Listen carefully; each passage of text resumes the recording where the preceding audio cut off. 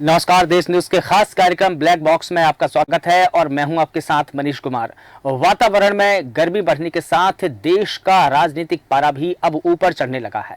मौसम विभाग ने भविष्यवाणी की है कि अप्रैल से जुलाई के दौरान देश में औसत टेम्परेचर यानी कि तापमान सामान्य से अधिक रहेगा और लू का कहर ज्यादा रहेगा। इसी दौरान 19 अप्रैल को लोकसभा चुनाव के पहले चरण की वोटिंग संपन्न हुई है। 26 अप्रैल को दूसरे चरण की वोटिंग होगी, 7 मई को तीसरे चरण की वोटिंग होगी, 13 मई को चौथे चरण की वोटिंग होगी, 20 मई को पांचवें चरण, 25 मई को छठे और 1 जून को सातवें और अंतिम चरण की वोटिंग संपन्न होगी। लेकिन इसकी जो काउंटिंग है 4 जून को होगी, मतगणना 4 जून को होगी। अब बता दें आपको कि 1 डिग्री तापमान बढ़ने से 1.5% वोटिंग बढ़ जाती है। आज हम जो डिस्कशन कर रहे हैं जिस मुद्दे पर, वो है गर्मी बढ़ने से बम्पर वोटिंग होती है, वोटिंग का जो तापमान है वो बढ़ जाता है। तो सबसे पहले तो मैं आपको बता दूं कि जो कैंट यूनिवर्सिटी है उसके जो अर्थशास्त्री है अमृत अमीरापुर और इरमा क्लाट्स, इन्होंने लंदन यूनिवर्सिटी के जॉन पाब्लो रूट में एक स्टडी की है। भारत में जलवायु परिवर्तन और राजनीतिक भागीदारी यानी कि climate change and political participation evidence from the India, इस पर इन्होंने स्टडी की है, एक रिसर्च की है और इसमें सामने आया है कि इसमें 2008 से लेकर साल 2017 के बीच हुए विधानसभा और लोकसभा चुनावों में तापमान का जो वोटर्स पर जो प्रभाव पड़ा है वो टर्न आउट पर हुए हैं और इसका असर वोटरों पर ज्यादा दिखाई दिया है। स्टडी कहती है कि विधानसभा चुनाव से 1 साल पहले के औसत तापमान में अगर 1 डिग्री सेल्सियस तापमान में बढ़ोतरी होती है या 1 डिग्री सेल्सियस तापमान बढ़ जाता है तो वोट का जो टर्न आउट है वो 1.5% ज्यादा हो जाता है। यानी कि जैसे जैसे तापमान में बढ़ोतरी होती है वैसे वैसे वोटरों की संख्या जो है बढ़ जाती है, यानी कि लोग वोटिंग अधिक करते हैं, बम्पर वोटिंग होने लगती है। कैंट यूनिवर्सिटी में इकोनॉमिक्स के प्रोफेसर एसोसिएट प्रोफेसर अमृत अमीरापू कहते हैं कि जब तापमान पॉजिटिव लेवल यानी कि सामान्य या अच्छा ऐसा रहता है तो किसान बेहतर काम करते हैं, इससे उनकी फसल भी अच्छी होती है, लिहाजा किसान वोटिंग में जाने से कतराते नहीं हैं बल्कि वोटिंग करते हैं। अमीर आपू कहते हैं कि जब तापमान बढ़ता है यानी कि गर्मी बढ़ती है तो ज्यादा खेती में नुकसान नहीं होता है और इस स्थिति में लोग कृषि के मुद्दे पर, खास तौर पर सिंचाई या बिजली या कृषि लोन के मसले पर वोट डालते हैं और उसे वोट देना पसंद करते हैं जो कैंडिडेट कृषि से जुड़ा होता है। इसके उलट शहरी इलाकों में बढ़ते तापमान का वोटर्स पर कोई खास असर नहीं पड़ता है। अमीर आपू कहते हैं कि बढ़ते तापमान का मैन्युफैक्चरिंग सेक्टर में प्रोडक्टिविटी और आउटपुट पर भी असर पड़ता है, लेकिन बढ़ता तापमान कृषि क्षेत्र की कमाई पर ज्यादा असर डालता है और लोगों को वोट डालने के लिए इंस्पायर करता है। देखिए, तापमान बढ़ने से जो चुनावी मैदान है उसको उम्मीदवार छोड़ देते हैं, यानी कि जब चुनाव की जो प्रचार प्रसार होता है और उसी दौरान अगर तापमान बढ़ जाए तो जो उम्मीदवार है, जो प्रत्याशी है, वो मैदान छोड़ देते हैं या कम प्रचार प्रसार करते हैं। बढ़ता तापमान केवल वोट टर्न आउट पर ही नहीं बल्कि उम्मीदवारों की संख्या पर भी खासा असर डालता है। कैंट यूनिवर्सिटी की स्टडी कहती है कि अगर तापमान 2 डिग्री सेल्सियस तक अगर बढ़ जाए तो एक उम्मीदवार कम चुनाव लड़ता है। आमतौर पर ऐसा उन सीटों पर होता है जहां पहले से ही 10 उम्मीदवार मैदान में होते हैं, साथ ही चुनाव लड़ने वाले या चुनाव जीतने की संभावना उनकी कम होने लगती है या उनकी जमानत जब्त हो सकती है। ऐसे भी परिणाम हमने देखे हैं और इतिहास बताता है चुनाव का कि ऐसे कई उदाहरण हमारे सामने पेश हुए हैं। जानकार बताते हैं कि तापमान से इतर उम्मीदवारों के चुनावी मैदान छोड़ने की वजह चुनाव हारने से होने वाला आर्थिक नुकसान अधिक हो सकता है। हालांकि तापमान और राजनीति के संबंध को लेकर ये स्टडी हुई, जहां विधानसभा चुनावों पर ये स्टडी की गई है, लेकिन लोकसभा चुनावों में भी इसका असर देखने को मिला है। लेकिन अमीर आपू जो मानते हैं कि लोकसभा चुनाव में भी ऐसा कुछ देखने को मिल सकता है। अब देखिए, जो आंकड़े हैं वो इससे इतर भी हो सकते हैं या इससे बढ़ सकते हैं। अब इसकी क्या कुछ स्टडी है, क्या कुछ मायने हैं इसके, उसको हम जानेंगे। हमारे साथ में कौशल सक्सेना जी जो कि राजनीतिक विश्लेषक के तौर पर हमारे साथ में जुड़े हुए हैं। सर, आपका बहुत स्वागत करता हूं। आपसे मैं यही जानना चाहता हूं कि जैसा कि एक स्टडी सामने आई है उसमें बताया गया है कि जब तापमान में बढ़ोतरी होती है तो वोटिंग जो शेयर है, वोटिंग जो प्रतिशत है वो ऑटोमेटिक बढ़ जाता है। इसके पीछे के कारण क्या हो सकते हैं? दरअसल ग्रामीण क्षेत्र में तो इसका प्रभाव देखने को मिलता है। ग्रामीण क्षेत्र में इसलिए भी मिलता है कि गांव में वैसे भी सुविधाओं का अभाव है, वो ज्यादा सुविधा भोगी लोग नहीं हैं गांव में कि लाइट होगी या गर्मी बढ़ रही है तो उनकी सुविधाएं नहीं है। गर्मी के कारण घर विद्युत पर, बिजली पर, इन पर निर्भर नहीं रहते हैं, वो स्वतंत्र हैं। गर्मी बढ़ जाए तो अभी भी पेड़ के नीचे अपने कच्चे मकानों में रहते हैं, तो वो गर्मी का उनके ऊपर कोई विशेष प्रभाव नहीं पड़ता है। तो ऐसा माना जाए कि गर्मियों में कृषि कार्य ज्यादातर नहीं है इस टाइम पे। तो ये कारण एक ग्रामीण क्षेत्र में हो सकता है कि किसान हैं, मजदूर हैं, सब फ्री हैं, कोई काम नहीं है उनके लिए। तो इसका प्रभाव तो ये मुझे लग रहा है कि ऐसा होगा कि भाई वोटिंग परसेंट बढ़ेगा उससे।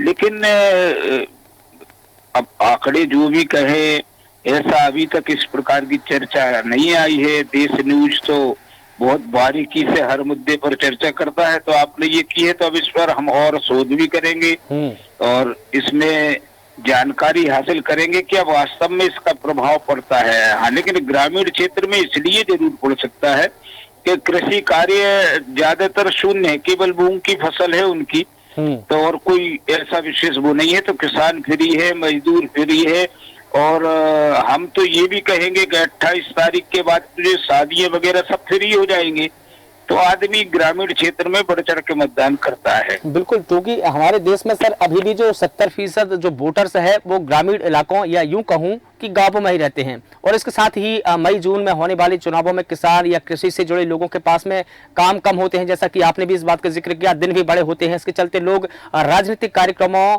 और वोटिंग में ज्यादा भाग लेने लगते हैं। मसलन एक रिपोर्ट थी हालांकि इसमें कि जो गर्मी के सीजन में जो खेती होती है उसमें क्या है कि गर्मी के सीजन में वो फसल नहीं पैदा हो पाती है, और उसमें क्या होता है कि कृषि सेक्टर में इसको घाटे भी लगने लगते हैं। तो किसानों से ये जुड़े मुद्दे हैं, लेकिन किसान पसंद उनको करते हैं जो इन मुद्दों में दिलचस्पी रखते हैं। मसलन जो नेता किसानों से जुड़े होते हैं, जो किसानों से लगाव रखते हैं, जो युवाओं से लगाव रखते हैं, ऐसे जो उम्मीदवार हैं उन पर ज्यादा वोटिंग होती है। ग्रामीण इलाकों के जरिए के मुकाबले अगर हम शहरी इलाकों में ऐसा देखा जाए तो वहां पर ऐसे कम उदाहरण हमको देखने को मिलते हैं। ऐसा क्यों होता है सर? नहीं, इसके लिए तो बिल्कुल सही है, ये फैक्ट है कि जैसे ये फसलें किसान की खड़ी हैं, उनके सामने रोज समस्या है। आज यूरिया नहीं मिल रहा है, तो डीएपी नहीं मिल रहा है, लाइट नहीं आ रही है, किसान परेशान है। उसी टाइम पे चुनाव अगर आएगा तो निश्चित तौर पर किसान का फर्क तो पड़ेगा, वो नाराज है। और ये वास्तव में शोध का विषय है, और मुझे भी इसमें दिलचस्पी आ रही है कि हाँ, ऐसा कोई विषय हो सकता है। अब इस समय किसान चूंकि फ्री है, कृषि कार्य नहीं चल रहा है, स्वतंत्र बैठा है घर में, तो कम से कम वो कृषि के मुद्दे जो हैं, लाइट का मुद्दा है, यूरिया का मुद्दा है, बीज नहीं मिल रहा है उनको, या बैंकों की सुविधाएं समय पर नहीं मिल रही है, ये सब चर्चा पूरी तरीके से बंद है। तो ग्रामीण क्षेत्र में आदमी फ्री है, शाम को चौपाल पर बैठ रहा है, पेड़ के नीचे बैठ रहा है, मंदिर की चौपालों पर बैठ रहा है, तो फिर वो चुनाव की ही चर्चा कर सकता है।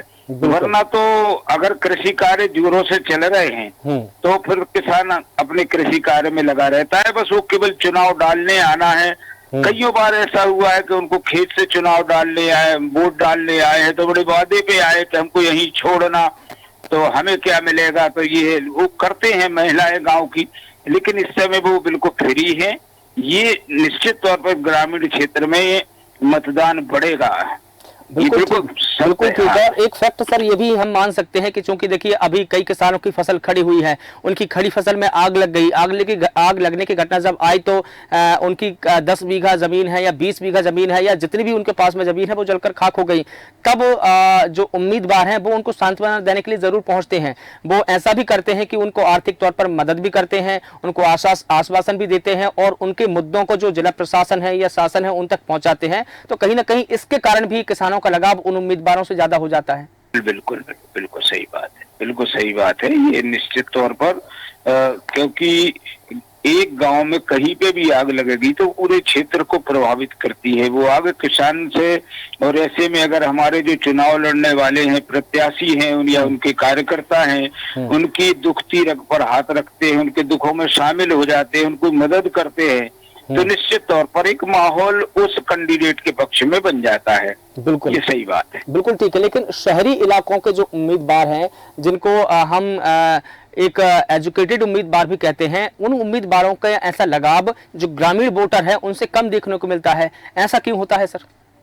नहीं, वो सुविधा भोगी हैं, वो गर्मी में निकलना नहीं चाहते हैं, खास तौर से लेडीज घर से नहीं निकलना चाहती है। उनको ये वो प्रजातंत्र को जानते हैं, जनतंत्र को जानते, वो ये जानते हैं कि हमारे वोट का क्या महत्व है, लेकिन इसके बावजूद भी कहीं ना कहीं वो लापरवाही कर जाते हैं, क्योंकि सुविधा भोगी है शहर का मतदाता, और अब वो नहीं चाहता कि हम गर्मी में बाहर निकलेंगे, गाड़ी से जाओ, तो ये सब समस्या उसकी रहती है। लेकिन फिर भी वहाँ के भी जो प्रत्याशी हैं, उनके कार्यकर्ता हैं, वो उनको निकालने की कोशिश करते हैं, तो मतदान होता है। लेकिन ये बात बिल्कुल सही है कि गर्मी के कारण ग्रामीण क्षेत्र में तो मतदान बढ़ता है। बिल्कुल ठीक है। एक और चूंकि देखिए सर, कल पहले फेज की वोटिंग हुई है, लेकिन एक दिलचस्प बात ये निकलकर सामने आई कि नागालैंड, जिस राज्य को हम एजुकेटेड राज्य कहते हैं, उसमें करीब 4 लाख मतदाता वोटिंग करने पहुंचे ही नहीं। जो मतदान के अधिकारी थे, जो मतदान दल थे, वो पोलिंग बूथों पर वोटरों का इंतजार करते रहे, लेकिन जो वोटर्स है बूथों पर पहुंचे ही नहीं वोट डालने के लिए। ये भी एक हमारे लिए चिंता का विषय है कि अगर वोटर जो है पोलिंग बूथों पर नहीं पहुंच पा रहा है तो उसकी इशू क्या है, ये भी हमको जानना पड़ेगा। चुनाव आयोग को भी इस पर संज्ञान लेना पड़ेगा। बिल्कुल बिल्कुल बिल्कुल, यहाँ कुछ राजनीतिक कारण भी रह सकते हैं। वहाँ की जो राजनीतिक परिस्थितियां हैं, पिछले दिनों से देश में बहुत चर्चा में रहा है वो क्षेत्र, तो ये भी एक नाराजगी रह सकती है। 2 पक्ष वहाँ पर मजबूत हैं, तो किसी पक्ष को ऐसा लगा होगा कि हम मतदान ही नहीं करेंगे, तो निश्चित तौर से कम मतदान पर जहाँ चुनाव आयोग के भी सामने प्रश्न खड़ा होता है, वहीं प्रजातंत्र के ऊपर भी कि जब पब्लिक जनता को पहले ऐसा समझाना चाहिए, मोटिवेट करना चाहिए कि वो मतदान करेंगे और चुनाव के बाद आपकी समस्याओं का समाधान होगा। ये करने में कहीं ना कहीं वहाँ की राजनीतिक दल सही प्रयास नहीं कर पाए। चुनाव आयोग भी उतना जागरण नहीं कर पाया जितना मतदाता को जगाना था। ये परिस्थिति जानते हुए भी कि यहाँ ऐसा होगा, ये सबको भान था, प्रयास सही नहीं किए गए, ये कारण भी हो सकता है। बिल्कुल ठीक है, क्योंकि सर हम पहले चुनाव की अगर बात करें, 1952 में पहला चुनाव हुआ, 1952 में, जब हम वोटिंग परसेंट पर नजर डालते हैं और आज के हम वोटिंग परसेंट पर नजर डालते हैं, तो हालांकि सुधार हुआ है। हम 40 से 50 पर पहुंचे, 50 से 55 पर पहुंचे, 60 पर पहुंचे, 65 पर पहुंचे, और अभी हमारी ये यहाँ पर स्थिति है कि हम 70-75 पर भी हम पहुंच जाते हैं। लेकिन ग्रामीण इलाकों में आज भी जो वोटर्स है वो कहीं ना कहीं असुविधा भोगते हैं। तो क्या लगता है आपको कि ग्रामीण इलाकों में चुनाव आयोग को और किन किन सुविधाओं को पहुंचाना चाहिए ताकि वहां पर 100% मतदान हो चुके, क्योंकि एक भी ऐसे ग्रामीण इलाकों में 100% मतदान नहीं हुआ है। अगर हम मध्य प्रदेश का एक इलाका छोड़ दें, बालाघाट, जहां पर कल ही वोटिंग हुई है, आपको जानकर हैरानी होगी सर कि वहां पर सुबह 9 बजे ही 100% मतदान हो गए थे, जबकि वो नक्सल प्रभावित इलाका है। नक्सलियों ने धमकी भी दी ग्रामीणों को कि अगर आपने वोटिंग की तो हम ऐसा वैसा कर देंगे, जो भी धमकी दी होगी। लेकिन आपको जानकर हैरानी होगी कि मतदाताओं ने सुबह 9 बजे ही 100% वोटिंग कर दी। ऐसा कोई उदाहरण अभी हमको दूसरे इलाकों में देखने को नहीं मिला है। बिल्कुल बिल्कुल, निश्चित तौर पर नक्सलाइड एरिया है, वहाँ की जनता त्रसित भी है उनसे, और अब उनको वर्तमान सरकार से या केंद्र सरकार की नीतियों के कारण ये भरोसा हो गया कि अब इन धमकियों से कुछ होने वाला है नहीं। पहले की धमकी और आज की धमकी में बहुत अंतर है। अब तो वो केवल एक माहौल बिगाड़ने का प्रयास करते हैं, लेकिन अब सरकार मुस्तैद है, हमारी सेना मुस्तैद है, पुलिस मुस्तैद है, तब ज्यादातर वो घटनाओं को अंजाम नहीं दे पाते हैं। तो जनता को भी आभास हो गया है, जनता को भी आभास हो गया है कि अगर हमको हमारी बेहतरी चाहिए, चाहे वो शैक्षणिक बेहतरी हो, चाहे हमारी आर्थिक बेहतरी हो, सामाजिक बेहतरी हो, या किसी प्रकार से हमको हमारा विकास करना है, तो हमको लोकतंत्र में अपनी सहभागिता बढ़ानी पड़ेगी। और लोकतंत्र की एक ऐसी तस्वीर जो हम ये कहें कि ये सबसे बेहतर तस्वीर हो सकती है पूरे देश में, अगर कहीं हो कि नक्सलियों ने धमकी दी, उसके बाद वोटरों ने अपने लोकतांत्रिक अधिकारों का उपयोग किया और नक्सलियों को मुंहतोड़ जवाब दिया कि हम हमारे लोकतांत्रिक अधिकार के जरिए हम उस सरकार को चुनेंगे जो हमारी बेहतरी करेगा, विकास करेगा। तो ये मुंहतोड़ जवाब भी है। बिल्कुल बिल्कुल, और हम तो चाहेंगे कि कश्मीर का मतदाता भी ऐसा ही फैसला ले, और जहाँ जहाँ ये आतंक है इन लोगों का, वहाँ का मतदाता जागरूक हो। और यदि वास्तव में वहाँ सही जागरण अभियान चलाया गया है तो समस्त एजेंसियों को हम देश न्यूज के माध्यम से बहुत बहुत बधाई भी देना चाहेंगे कि आपके प्रयास सफल रहे। ग्रामीण क्षेत्र में तो जहाँ तक इन दिनों में हर जगह ऐसी समस्याएं नहीं है जहाँ कोई विशेष अभियान चलाया जाए, यहाँ तो कार्यकर्ता दोनों पार्टियों के रहते हैं। यहाँ मतदान कम होने का कारण केवल ये है, जो बहुत बड़ा फैक्ट है, कि एक दल विशेष सक्रिय नहीं है। पहले जो कंपटीशन हुआ करता था, कांग्रेस के लोग कार्यकर्ता हैं, भाजपा के कार्यकर्ता हैं। अब जहां तक जिन क्षेत्रों में मैं दौरा कर रहा हूं, जा रहा हूं, तो मैंने देखा है कि निष्क्रिय प्राय कांग्रेस की ब्लॉक कमेटियां, जिला कमेटियां बिल्कुल निष्क्रिय पड़ी हैं। कार्यकर्ता उत्साहहीन हैं।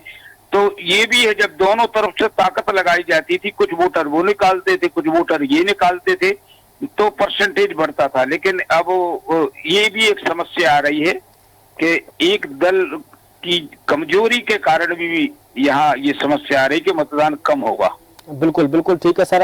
चूंकि तमाम जानकारी आपने दी हमको, आपका बहुत शुक्रिया। तो इस मुद्दे पर जो छत्तीसगढ़ की आईएमडी की डायरेक्टर है गायत्री वानी, वो भी बताती है कि ये फैक्ट पूरी तरीके से मैं सहमत नहीं हूं। उन्होंने इस पर एक फैक्ट दिया। वो कहती है कि बीते कई सालों में क्लाइमेट चेंज का एक असर बढ़ा है, जिसके कारण तापमान में बढ़त दर्ज की गई है।